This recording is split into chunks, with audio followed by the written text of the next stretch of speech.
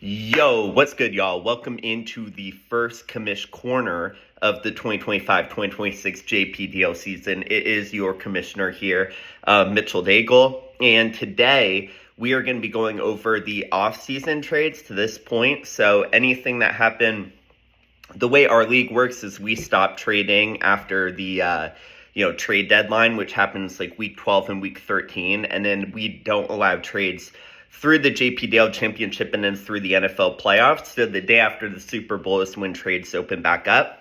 So from February, 14th, it's usually like second week of February, to today, July 2nd. I guess that covers like 5 months. We have had 35 trades. And that doesn't include draft day trades because we had an expansion draft this year, and I'll get into that on a future video, but 35 trades without any rookie draft trades we need to spend more time outside. Like, personally, I love it. I think you can probably draw a pretty strong correlation between, like, the strength of the league and how much trade activity there is. I would never want to be personally part of a league where people were holding on to assets. They're not willing to trade anything. And it's funny because I feel like in some ways we've become desensitized to some of our trades. Like, if you see Patrick Mahomes, Lamar Jackson, and Justin Jefferson moving in one trade, it's like, that's interesting. Like, it's another Tuesday, which is kind of funny, but it's also really exciting because it very rarely do I feel like a player's off limits or I can't approach a certain owner for a trade. So we have 35 trades to get through, and I took, a screenshot of the trade and then a screenshot of my favorite fantasy football trade calculator. Now, look, trade calculators are certainly their own point of contention in the Dynasty fantasy community. I think they're a good tool for, honestly, confirmation bias, but if you disagree with it, then you're like, the trade calculator sucks, right? So we're all biased to our own, experience and our own perception.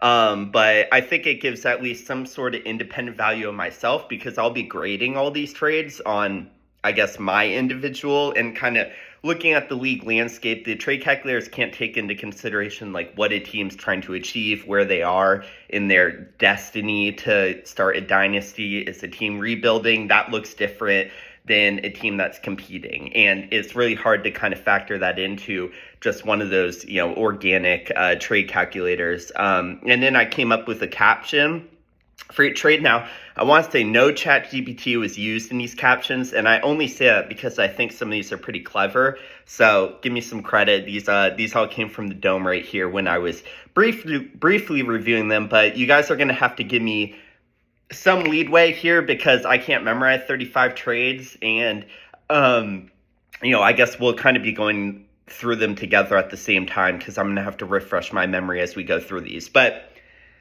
that's enough of a opening. Let's get into some of these trades. And starting off with the first one, this is what I mean, guys. Like, they're not all going to be like this, but there are a certain amount of trades that I'm sure, like, for a normal league, for a normal dynasty league, this would be like the biggest trade of the offseason.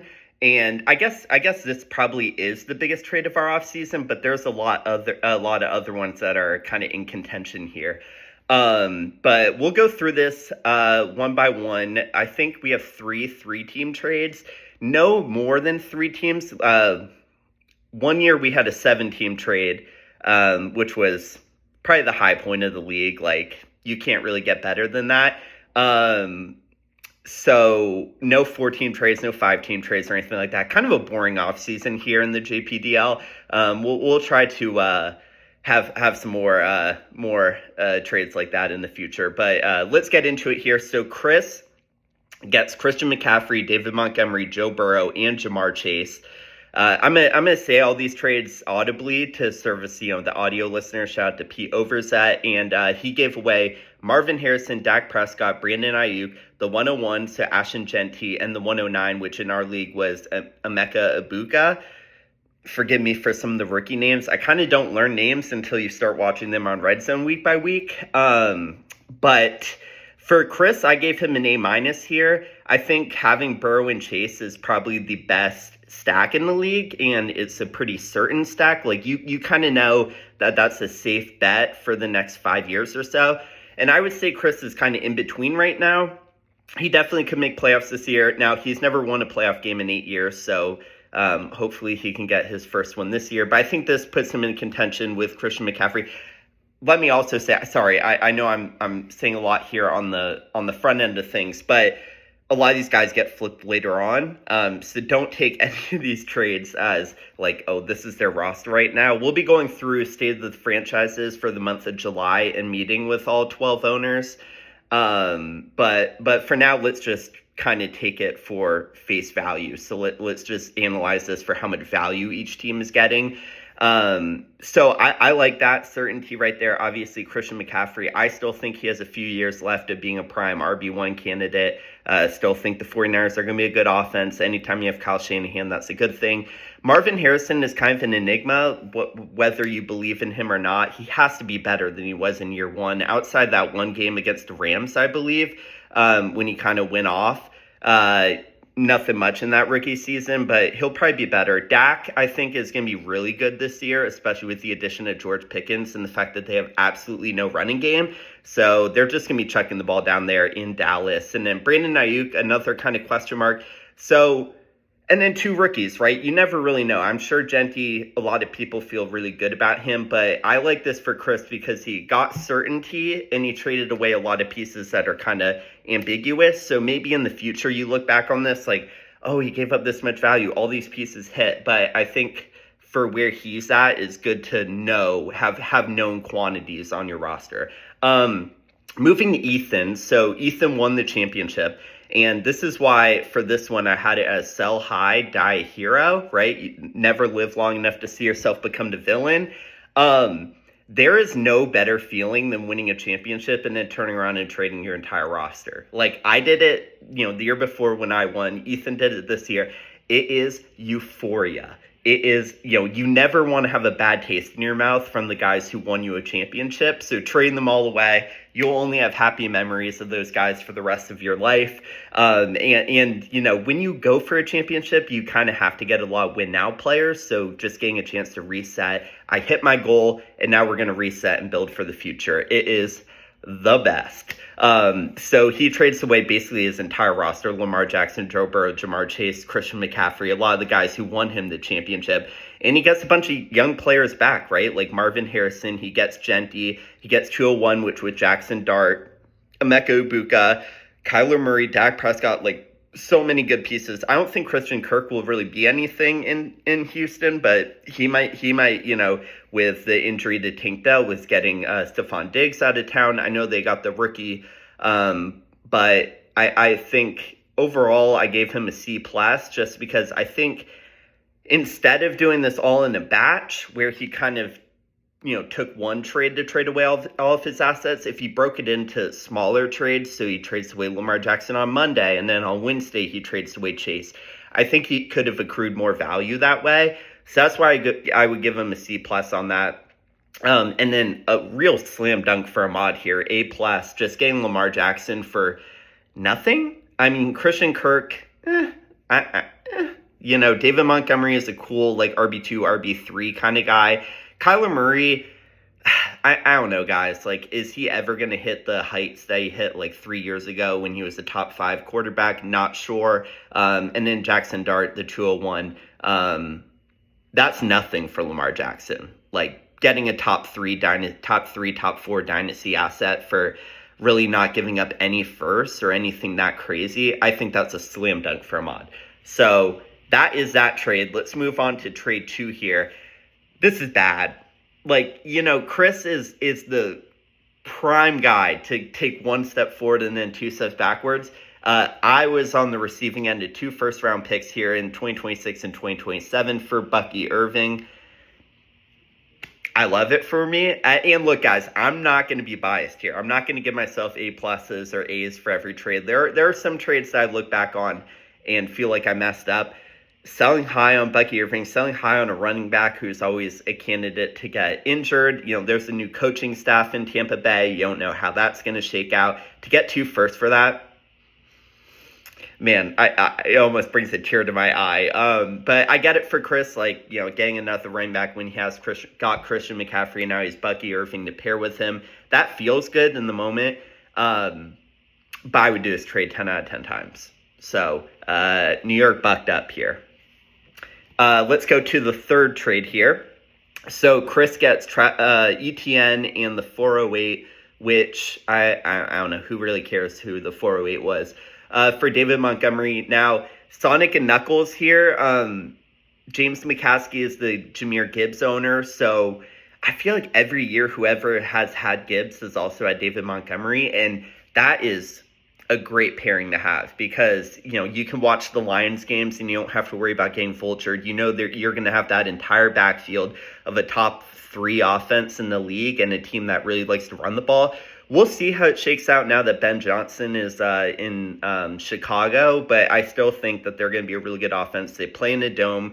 They don't really have the best defense. They're in a lot of shootouts. They put up a lot of points. Like, having Gibbs and David Montgomery is the best feeling in the world. So an A- there for James, a C for Chris. ETN, the reports lately have been pretty bad for him.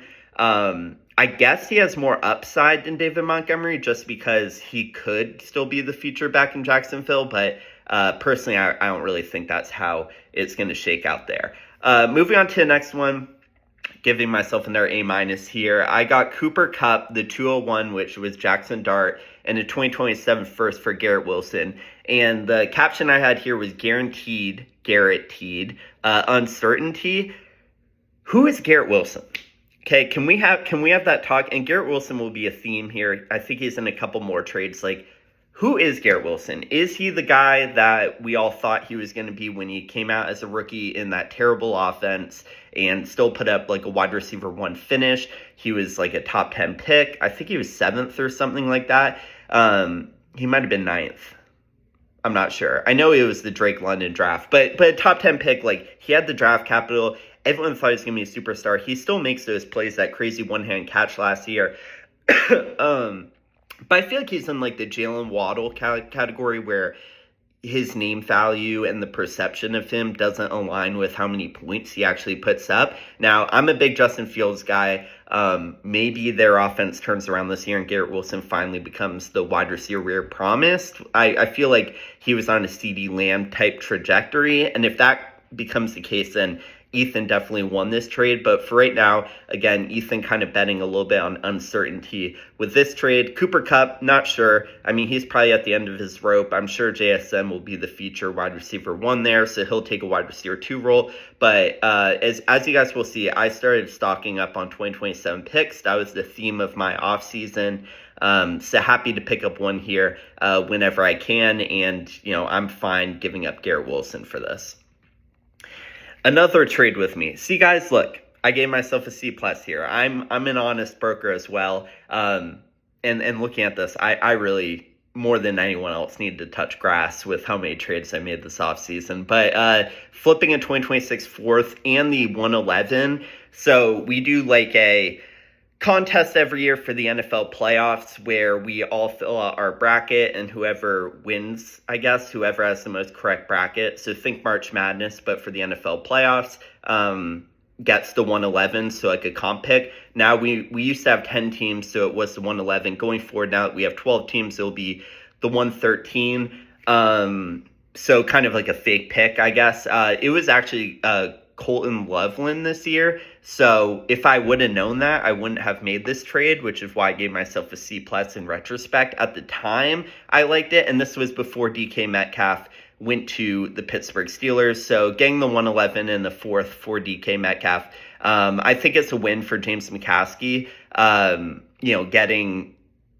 Getting a guy who's going to be the feature wide receiver 1. They just traded for Johnny Smith. I think their wide receiver 2 is either Roman Wilson or Calvin Austin. So you got to think, especially in like 11 personnel, DK Metcalf he's going to get fed. And aura over assets here was the caption I had.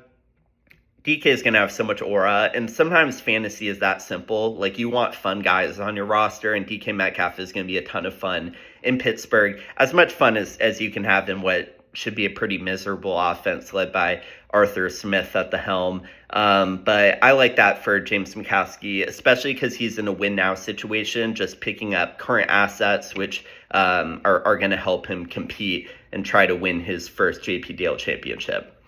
Next one right here. Trading one for fun. So Ethan, and again, this is part of him selling off from his championship team, trades away Saquon Barkley and Kenneth Gainwell for Drake London and the 304. Is Saquon really going to do that again? I just feel like we've learned time and time again that when a running back finishes running back 1 overall and has a really insane season, they never really follow it up. I'm thinking back to Le'Veon Bell was the last one, I think, to kind of, I guess Christian McCaffrey probably put together a few seasons in a row, but even he would get injured and stuff like that. If Saquon repeats his performance, and this is a slam dunk for Will, but Ethan, he's a Falcons fan. He gets Drake London.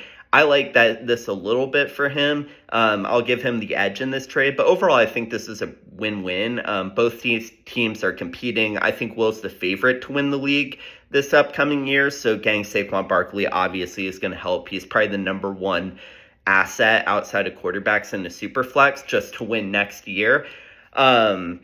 So good for him. And then getting Drake London, flipping, selling high on Saquon to get a wide receiver one for the next 5 years to 7 years is a win for Ethan. So I like this trade for both teams. And this is an example of why trading can be good in fantasy, because even though both teams are in a win now situation, they still found a way to help each other, right? And the interesting thing with Dynasty is that unlike season long, there's different incentives for different teams, right? If you're rebuilding, you want to trade away your points and your win now players. So there are more examples, I think, of win now trades in Dynasty because it's easier to find value that works for both teams. And it's rare, I think, when teams are in a similar situation where they can find equitable trades, but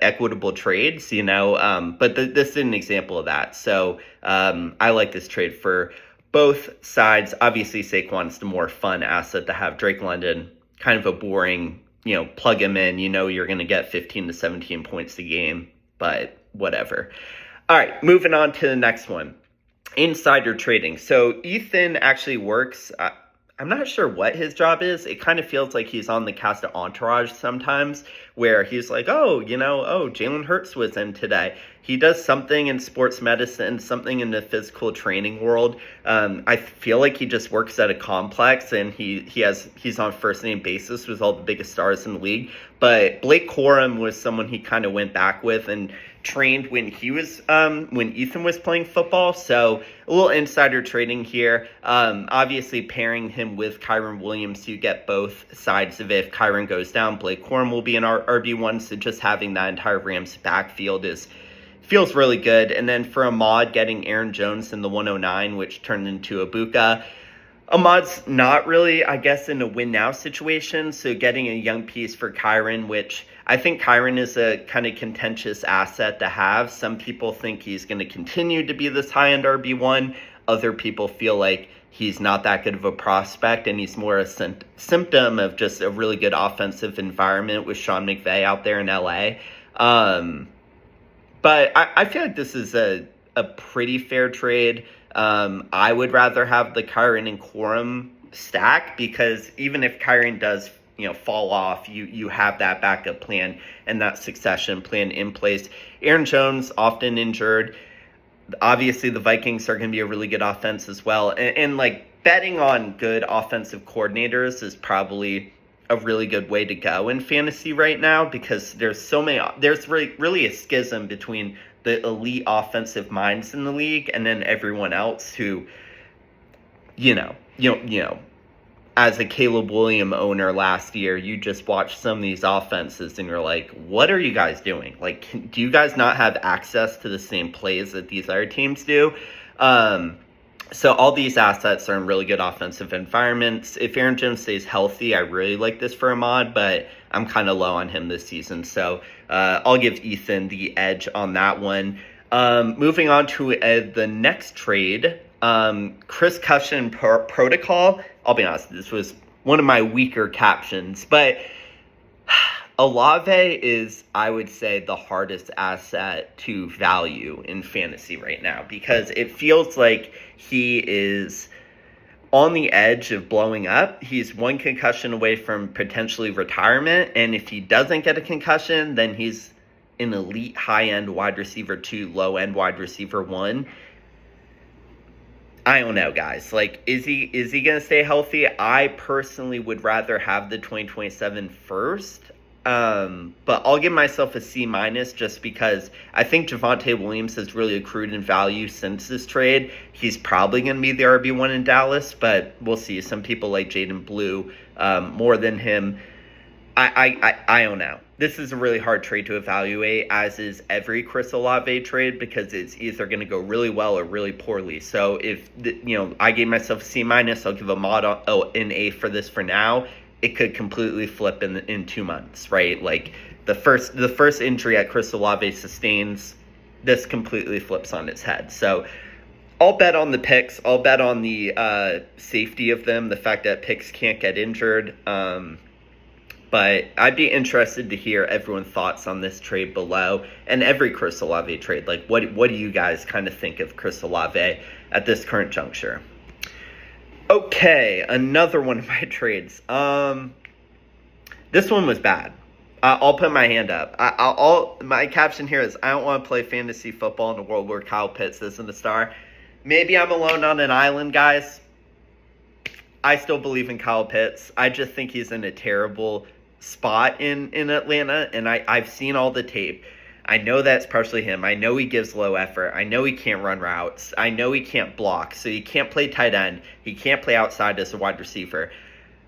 But someone has to be able to figure out how to use him, right? He's an athletic freak, and it's kind of like one of those guys in the NBA who is positionless, but they're a talent, right? Like, I think back to the college football 14 days when you used to sign athletes, right, instead of individual players. And Kyle Pitts just feels like an athlete, but if he can get to the right team that can just use him on drag routes or something, like use him up the seams. I don't really know. I'm not smart enough with football to understand why Kyle Pitts is so bad.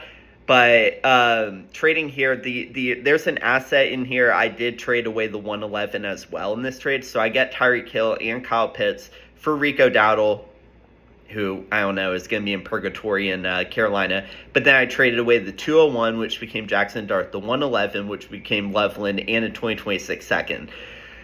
I'd rather have London than Pitts. So that was an L, and I think I'd rather have Dart than Tyreek, and then I gave up a second and Dowdle on top of it. So I'll give myself a D here and a really slam dunk trade for a mod. If I knew Loveland was going to fall to the 111, I wouldn't have made this trade, but, you got to make trades when you make them and let the chips fall where they may. In retrospect, really bad trade for me. So congrats to a mod for getting the better of me on that trade. But when Kyle Pitts is a wide receiver or the tight end one in 2 to 3 years, I'll feel better about it. Still going to wish upon that star. All right, so next trade. Again, me. Patrick Mahomes, Alvin Kamara, 2027 first, and a 2027 second. 2 Mills, or that's what I got. And then Mills gets Caleb Williams, DJ Moore, 2026 first, and a 2027 third. The Jeremiah Smith pick. Mills' team sucks. Like, Mills' team is really bad, and I don't see a situation unless Caleb Williams really becomes that star where Mills is good in 2027. This is the Jeremiah Smith pick. So if this becomes the 101, maybe it's the Ryan Williams pick at 102, maybe it's the DJ Lagway pick. I'll be feeling really good about this trade depending on how that 2027 first comes out. But I think obviously Ben Johnson going to Chicago really changes that entire offense, and I would be betting on Caleb Williams to really accrue in value for the next year more than any other player in fantasy right now. And I gave Mills an A here because he needed to trade Patrick Mahomes. He needed to kind of get younger and get more flexibility. He moves his 2027 first up to a 2026 first to kind of escalate that rebuild a little bit. And then pairing it with DJ Moore, like you get that stack there. The reports are kind of iffy on DJ Moore, like what is his value, or how is he going to be used in the offense in Chicago? I know like they just picked up Luther Burden. They obviously have Roma Dunse, who you'd think would be better in year 2. So I'm not sure how to value him as an asset, but I would rather have Caleb Williams than Patrick Mahomes straight up right now. Kamara is kind of a dead asset. I just think the Saints offense is going to be so bad with the quarterback play there. But yeah, I don't know. The Jeremiah Smith pick. Let's get it. Next one. I traded away Sam Laporta and a 2027 fourth for, again, a 2027 first. You guys are going to see that it was the theme of my offseason. And a 2026 third and a 2026 second. Ethical hoops here is the caption. I just think that this is a win-win trade. This is what you play fantasy for, to figure out, a win for both sides. Gilchrist did not really have a tight end, so he locks up Sam Laporta for the next decade.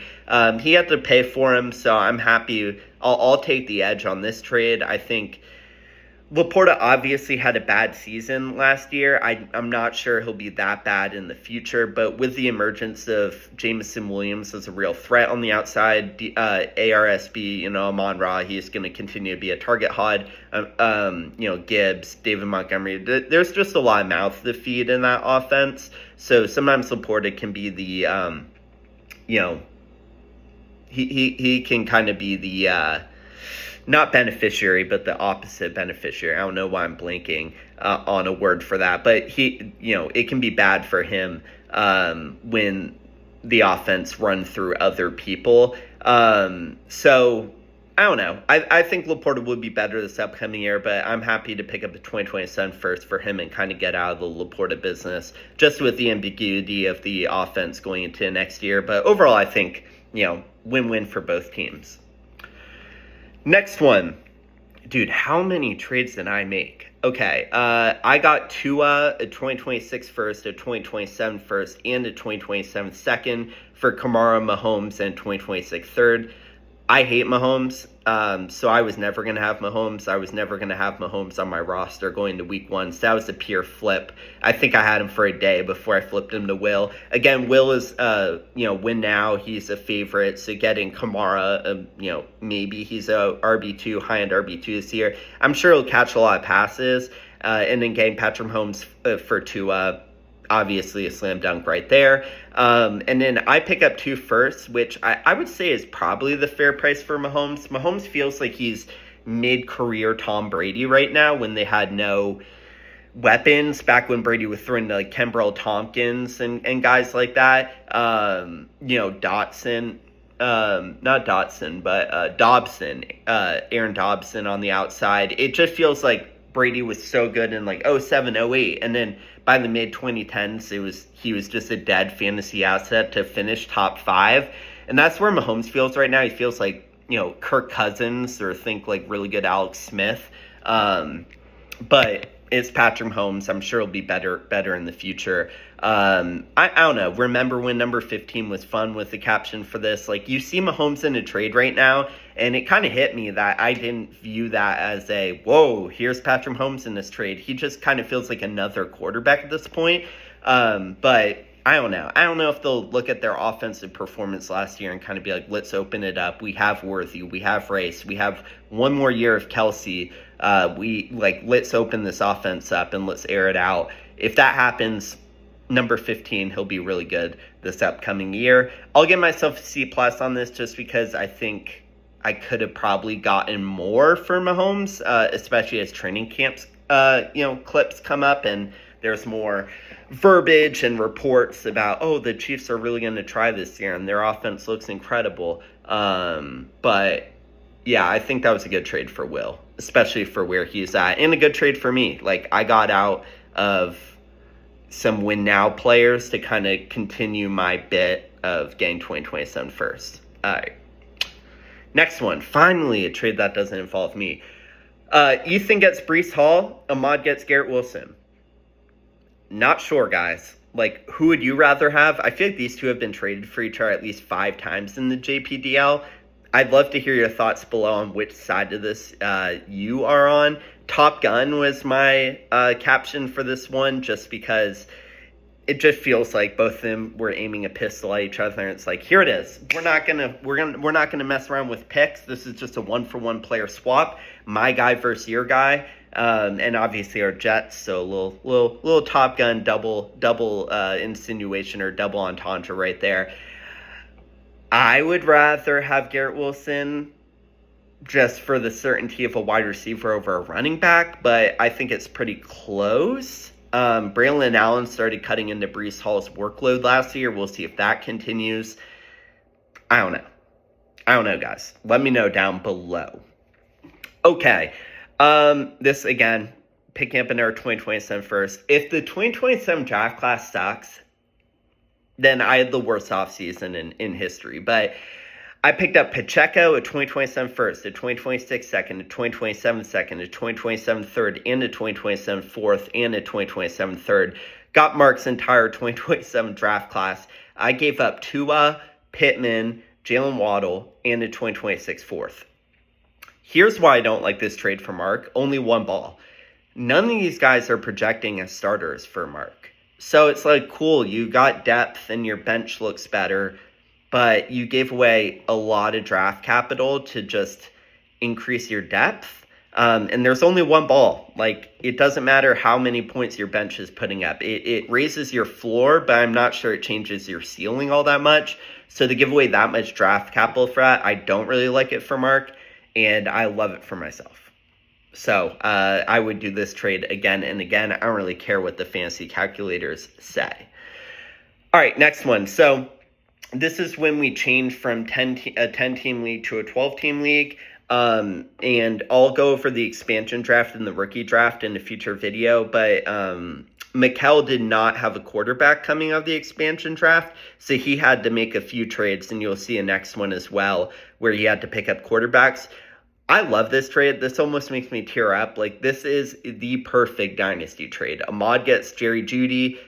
Great season last year. We'll see if it continues in a new location. And then Stafford goes to Mikel. So Mikel gets a much-needed quarterback. And Ahmad, basically knowing that, got a really interesting piece for his quarterback 3. So I think that this is a perfect trade. No notes. Just really good and benefits both sides equally. Next one. So this is where I gave away Geno Smith to Mikel. So now he has Stafford and Geno Smith. And I got a 2026 second and a 2028 third. Got to start getting those 2028 picks. I called this business loan. Feels like I'm loaning out a quarterback to Mikel. Again, much needed for him. And in return, in 2026, I'm sure I'll get a better piece than Geno Smith. Now, I gave myself a D+ here, mostly because I think Geno's going to be pretty good this year. Like, I actually kind of like the Raiders' offense a decent amount, so I think I could have kind of held Mikel hostage a little bit more and gotten more value out of him, maybe another pick or so, or one of his young players. Because he needed a quarterback, and Geno Smith was probably the best option he was going to get. He didn't really have enough value to go after a high-end quarterback. So a perfect place filler for him. I'll give him an A- there. He had to do what he had to do, and I probably could have gotten more value out of this. Next one. Why? Just why? Next one. All right, so another 3-team trade, our second one so far. This is an interesting trade. It feels like I was just kind of there, but it's a bigger trade for Ahmad and James McCaskey. I got Deebo Samuel a 2026 first, a 2028 third, and a 2028 fourth and $10 fab from both of them for Mike Evans, George Kittle, and Isaiah Pacheco. I would rather have Deebo Samuel than, I don't know. I think Deebo and Evans are pretty close. I know Deebo in his picks lately has not been looking great. He's kind of pulling a little bit of a Zion Williamson, it feels like, in his picks. But he's younger, and the way Washington runs their offense with all their gimmicks and their screens and everything, I'm sure he's going to be a perfect fit in there. And Evans should have increased target volume increased target competition this year with Ibuka, with Chris Godwin coming back later in the season. And he's got to fall off at some point, right? Like he barely got to 1,000 yards last year. They had to really try to do that in the last game. So I'm not sure if he's going to continue that all that much longer. I would rather have Debo straight up. The giving away Kittle part is the hard part of this, because am I on an island here? How is Kittle not going to be the tight end 2 next year? Maybe it's Bowers, McBride, and then Kittle at 3, but that is pretty clearly the top 3. And I just feel like people are not valuing Kittle enough with Ayuk being hurt to start the season, with Deebo Samuel being out. What are we getting from Ricky Pearsall? Juwan Jennings is a fake player. I don't really care about Juwan Jennings. So he's going to destroy early in the season.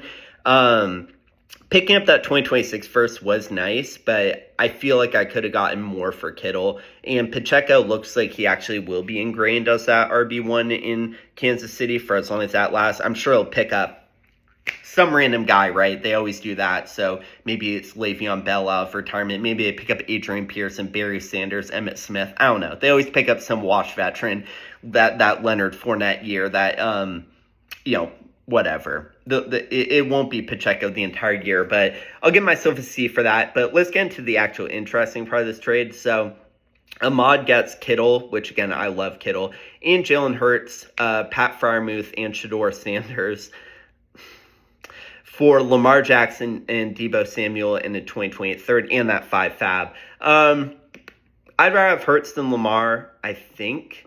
I feel like he's a better health bet, but, they're basically even at value, so let's not worry about that. They'll even out.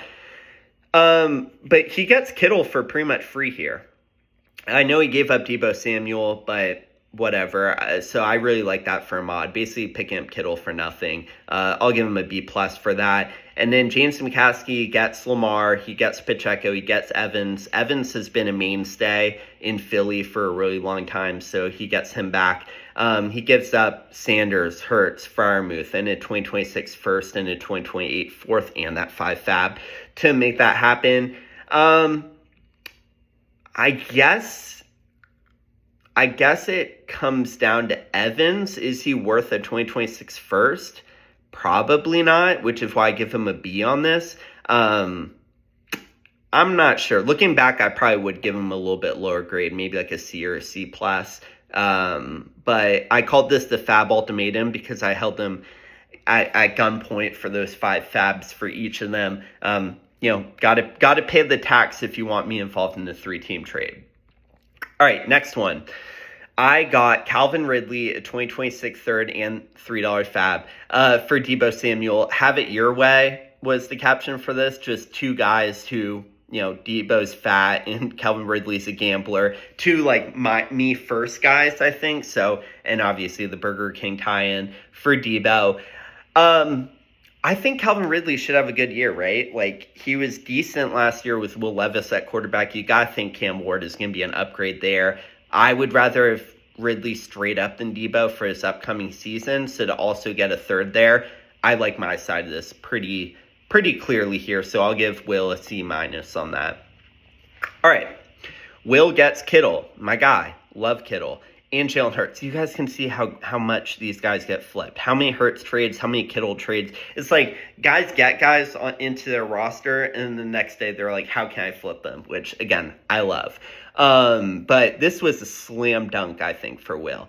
I would much rather have Hurts than Mahomes. I would almost do Hurts for Mahomes, Njoku, and Zay straight up, and then, again, to get Kittle on top of that. But, again, this made me realize how cooked we are. We're just flipping people back and forth, and Mahomes is just he's just a toss and tease trades. But again, I like Will getting that $5 fab as well. I'm not sure what you guys think. Is Njoku, Mahomes, and Zay Flowers worth giving up Hurts and Kittle? I guess, again, it depends on what you think of Patrick Mahomes this upcoming year. But yeah, I would much rather have Will's side of this trade. I think Njoku was a beneficiary of like the Joe Flacco offense and Jameis Winston last year, just coming in and chucking the ball. Not sure it's going to be the same case with whichever carousel of quarterbacks they end up going with, whether it's like Dylan Gabriel, whether it's Flacco, whether it's Shedeur Sanders, like who knows?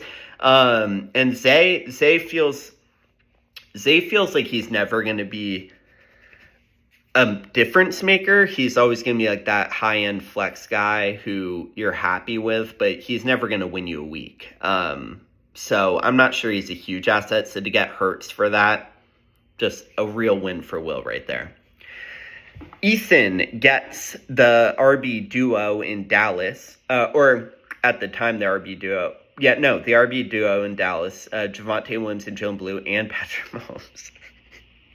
Dude, how many times has Mahomes been traded? For Dak Prescott, Breece Hall, 2027 fourth, 2026 fourth. At the time, I thought Ethan got fleeced on this from Ahmad.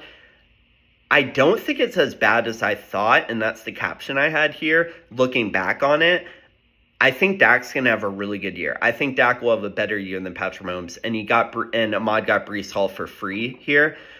I guess I just think that, I don't know, I really do like Ahmad's side more here. So maybe I would drop Ethan a little bit lower. I just kind of feel like Dak is going to have a really, really, really good year. I don't really see how that offense fails, and they're going to have to throw the ball every play. So it's funny that Ethan got the running backs in Dallas. Like it's like you're betting against Dak Prescott by bringing in the running game in a way.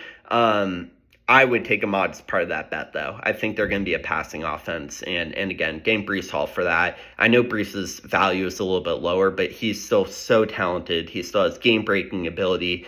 I would be willing to bet on Breece Hall. So I like Ahmad's side a lot there.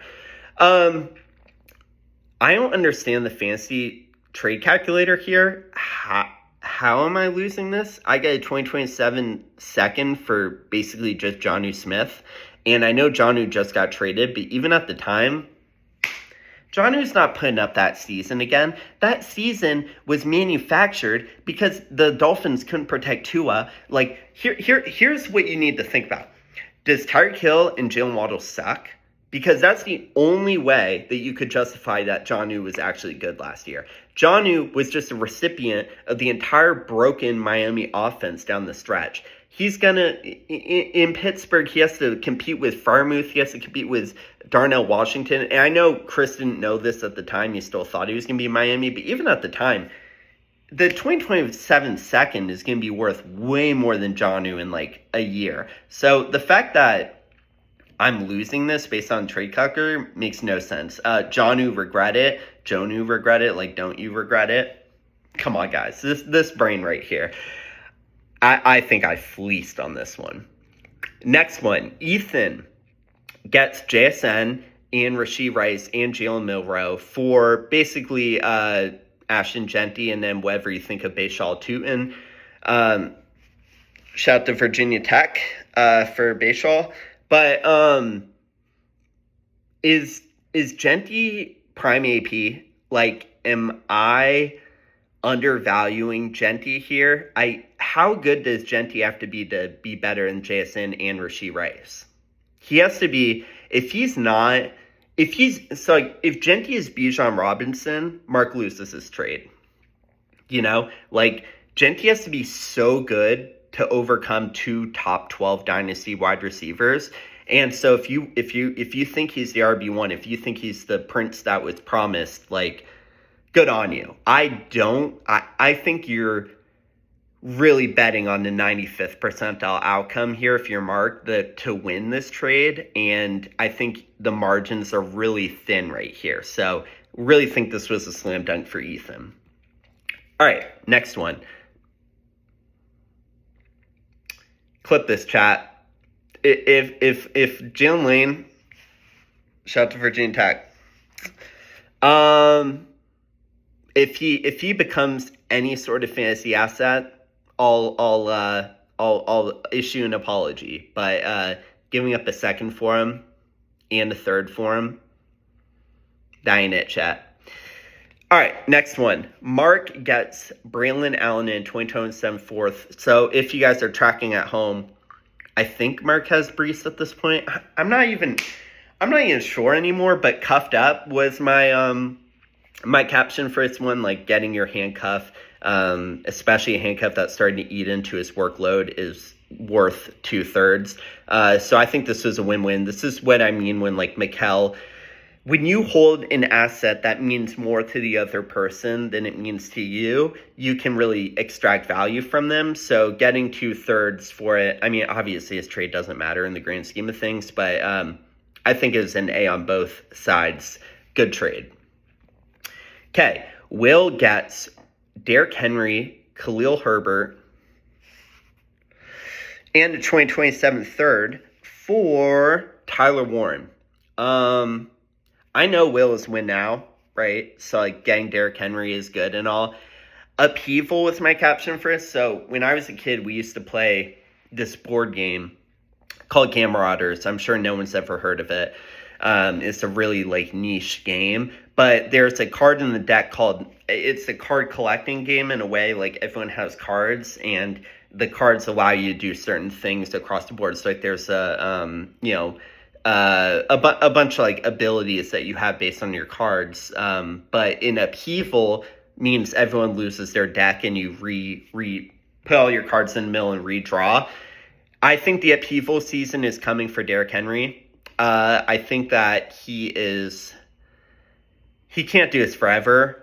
So giving up Tyler Warren, a tight end with top 10 draft capital, is a really steep price to pay when the other two assets don't really matter in the trade. Really great trade for James McCaskey. I know he's also it's weird because James and Will are both top 3 teams in the league. So giving one of your best competitors a guy with top 5 RB season upside is probably a tough pill to swallow, but when you can get this much value for it, you just kind of have to do it at the end of the day. All right, trade number 27. So we have like 8 to go. Mark gets Breece Hall. Okay, so I guess he didn't have Breece Hall. I guess he got Braylon Allen before Breece Hall. But he gets Breece Hall in a 2027 second for Nico Collins. Now,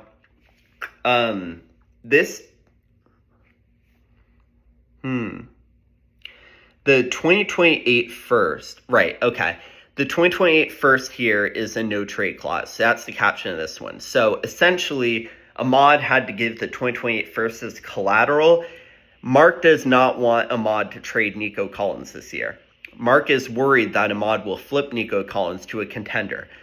The way Mark mitigated that risk was by holding Ahmad's 2028 first, and if Ahmad trades Nico Collins, then he forgoes his 2028 first, and Mark will keep it. At the end of the season, if Ahmad still has Nico Collins, he will get his 2028 first back from Mark for nothing. Now, the reason why we had to do it like this is because we follow the rule that if something happens, it has to be legalized in the app. So no trade, nothing is official unless it's in the app, and I'll go through this when we go through league history and some of the lore, but we had to do that when people would handshake deals outside the app and then try to press people on it. So until it's been confirmed in the app, it doesn't matter. And so that's why Mark has to hold the 2028 first in the app. Okay. The no trade clause, the first of its kind, really like it. Anytime people can kind of bend the rules or find a new way to get business done, I love it. Now, I think Ahmad fleeced here. I love Nico Collins. Who doesn't love Nico Collins? I would much rather have Nico Collins than Breece Hall, and only foregoing a second to make that swap feels like a real win for Ahmad here. So good trade by him. I know it's a little bit confusing, but yeah. Okay, next one. Will gets Kyron Williams, JSN, in a 2027 fourth for Luther Burden, Alvin Kamara, Kenneth Walker, Zach Charbonnet, and a 2027 third. Burden of proof is the captain here. I think this trade is weird because sometimes trades come down to, the guy that you don't think or not the headliner of the trade. I think this trade comes down to who Luther Burden is. If Luther Burden never materializes, I really like Will's side. If he becomes something of a wide receiver too, then I really like Ethan's side. I'd rather have Walker and Charbonnet than Kyron Williams straight up, just to have that safety as the backup right there. But giving up JSN for that, again, if you call Kyron and Kenneth Walker and Charbonnet equal, if you take them out of the deal, then it's in the 2027 fourth and the 2023, let's just take all that out. So it's Kamara and Burden for JSN. I would much rather have Will's side of that. So I'll give him a B+, Ethan a B- for that one. But again, Burden is kind of the mystery card here. Maybe he becomes something. All right, next one. Chris gets Braylon Allen, Jalen Waddle, Breece Hall, and the 2026 third for Isaac Rendo, Christian McCaffrey, again, another joint pairing running back, a 2026 first, and a 2028 second, and 10 fab. I really like this trade for Mark, and I called this supermodels in their 30s. That's who I feel like Breece Hall and Jalen Waddle are. Like, they were these shiny objects, and they haven't really become what we thought they were going to become. And for Mark, who's a real contender, I have him second in the power rankings, getting Christian McCaffrey for this year. I love when you can get value now and value later. So to get, the value now with McCaffrey and then also get 2026 first in a trade, like, that's my sweet spot. That's how I like the trade. And then a second on top of that for two guys in Waddle and Hall who, maybe they both pan out and become top players at their position, but it just feels like it would have happened by now. So I'm going to give Mark an A+ on this. Like, this is a trade I would make. This is exactly how I like to play fantasy. But I do think Chris did pretty well here, given that he's probably not winning this year, or at least not favored to win this year. So, getting rid of a dying asset in McCaffrey or a risky asset to get younger, always a good swap. Not a disaster trade for Chris by any means. All right, next one. Ethan gets Devontae Adams from Mikkel for a 2026 second and a 2028 third. Tay goes to the present.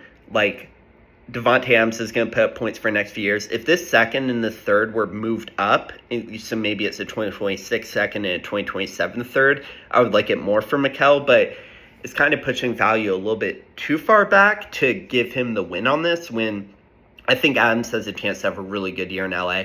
But with the caveat that Mikkel, he's an expansion team. Like, this is the kind of trade that you need to make if you're an expansion team, where what does Devontae Adams do for Mikkel this year? Absolutely nothing. For Ethan, it could bring him a championship. For Mikkel, it would bring him from 12th place to 10th place, maybe, if he had a really good season. So I do like this trade for both sides. I'll just give the tie to Ethan. All right, next one. Ethan gets Emeka Ibuka, Colton Loveland, and Jerry Jeudy from Ahmad for Marvin Harrison and Brandon Ayuk. One of these will be an F in a year, okay? If Loveland, Ibuka, or Jeudy either pan out or continue, in the case of Jeudy, like becoming the star that he started to become last year, then Ethan's going to win this trade. If Marvin Harrison becomes a top 5 dynasty asset, then Ahmad's going to win. Like, this one will not. Right now, I have it as a fair swap. In a year, these are all very variable assets. So there's no safety in this trade, and one of these teams will get burned by this. This is a trade that I cannot wait to revisit after this upcoming season. All right, I got JSN for Tyreek Hill in 2026 first. Look, guys, even the best fantasy players make mistakes sometimes. I made a mistake here, and I'll be the second to admit it. Shout out to Drake. I just hate giving up that 2026 first for JSN. I love it I love it when you can get value now and value later. So getting Tyreek Hill and a 2026 first for Will here is like a slam dunk. I think I was just watching JSN highlights, and I got a little bit like, oh my God, like Ryan Grubb is out. They have Kubiak now. Like, look at what he did with Olave in the beginning of the season before that entire offense fell apart. Like, he's going to be the feature guy now that Lockett's dead and DK's gone and Cooper Kupp is probably dead. Like, I don't know. I obviously think JSN is the best asset here, but if you told me at 2026 first was worth more than JSN in the year, I would not be shocked. Like, JSN was the wide receiver 9 in total points last year, but I think he was like the wide receiver 22nd in points per game. It was just they stayed healthy the entire year, which inflates his value. I'm not sure. I'm not sure I love it for me. So I have a little bit of regret on this trade, but real slam dunk for Will. Really love it, especially taking into account where he is as a contender, getting Tyreek Hill off a down season. But if they can rebuild that offense in Miami, they'll be in a good spot. All right. I got Nick Chubb. I don't know why I started with Nick Chubb. I got Pickens, Flowers, Nick Chubb, and 2026 fourth for JSN and Estime. So if you go back like to last trade, I'm happy now with the net of what I gave up for JSN. So basically gave up Tyreek Hill in a first for Pickens, Zay, Chubb in a fourth. I'm happy with that. I feel like I traded JSN at a high point and maybe got Pickens on a low point and also free rolled it with Flowers. But Keenan Allen with Aura is the caption here. That's who I feel like JSN is. Like on the high end, I think he's Keenan Allen, which is cool and all, but at the end of the day, he's a possession receiver without a lot of speed. We play in half-point PPR, not full-point PPR, so his upside is a little bit capped. I give myself the edge on this trade. I feel good about it, but anytime Ahmad, getting the best asset in the deal, probably by a decent bit, got to feel good about that. I needed depth. My starting lineup was looking kind of sad after trading for all my 2027 firsts. So this was good for me to kind of rebuild my starting lineup and good for Ahmad to get another cornerstone asset for his team. Last two, we've been going on for almost an hour. Mark gets Olave and a 2028 second for Quinshon Judkins. I called this re-rolling for free. I just feel like the 2028 second, I guess it's so far away, but the 2028 second will be worth Judkins. So I like this for Mark because he's free rolling Olave. Like, if Olave doesn't pan out, it's a bad trade, but it's not catastrophic. And if Olave turns out to be great, then Mark fleeces this trade. So I really like it for Mark. Not really sure if I get it for Ahmad, if I'm being honest. I think that B- is probably being a little generous here, but yeah, I think this is a really interesting trade just on what you think of Judkins and his upside. I'll be honest, I had no 2025 first, so I didn't do a lot of research or grind a lot of tape on Judkins. It doesn't seem great to me when you can't be the standout RB1 at your team. And I know Ohio State was loaded and Travion Henderson is a good running back and all, but like if you're that guy, it doesn't matter. It's so old, like if you have two quarterbacks, you have no quarterbacks. If you're that guy, you're not in a committee. You're not in a timeshare. So I'm probably a little bit lower on Judkins, but I like what Mark did there. All right, last one. Not worth my time. So anyways, guys, shout out to our 35 trades. I'm sure we'll have like 20 more by the season starts as we get into training camp and we get more news, injuries and changing depth charts. So it'll be fun to see, but really happy with the activity of the offseason. Again, I think it's the sign of a good league when that can happen. But interested to see everyone's thoughts below on some of these trades. Am I way off base on some of these evaluations? Is the fancy calculator way off base on some of these? But yeah, that should do it. 58 straight minutes of talking. Hopefully I was not too boring. But yeah, I think it's interesting to see, especially as we go into the state of the franchises, how we got here coming off of last season, and people's paths are starting to materialize, and we're starting to see who the contenders are, who the rebuilders are, who the people in the middle are, who are going to be fighting for playoff spots. It should be fun. So yeah, interested to see your thoughts below, but that is all that I have, and I'll see you guys next time. So catch y'all.